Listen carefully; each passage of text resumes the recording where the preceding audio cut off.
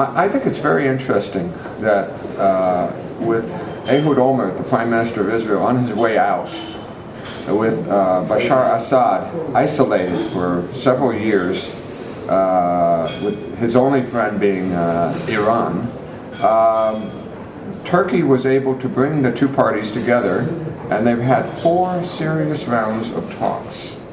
Now the question is, will these talks lead anywhere? The talks are useful for both leaders. For Syria, it is a way of Bashar breaking out of the isolation and legitimizing himself in the international community. For Ehud Olmert, it was an attempt, before he had concluded that he had to resign, it was an effort to stave off that inevitable conclusion. Nonetheless, I think out of the talks, a dynamic has emerged. First of all, they have isolated some of the issues which need to be resolved for a peace agreement. There are, however, serious obstacles to a peace agreement. Number one, the United States is absent.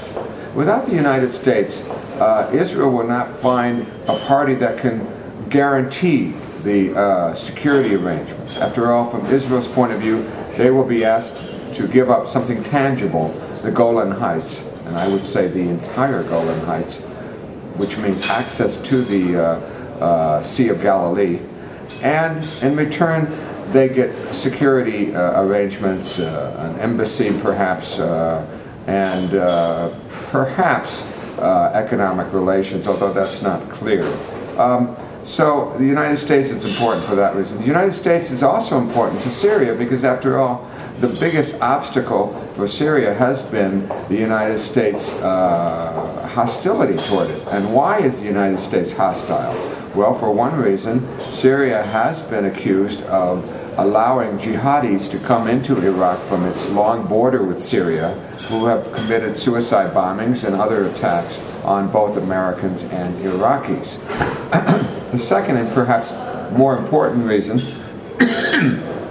is that Syria has been meddling in Lebanon ever since its withdrawal from Lebanon in 2005-2006. So between the United States and Syria there are some serious issues. Yet Israel and Syria have more clear-cut issues, and there are serious obstacles but serious advantages to both parties to continuing the talks. My prediction is that Israel and Syria will not reach anything conclusive until after the new administration in Washington is in power. In fact, I would say, and even then, a few more months.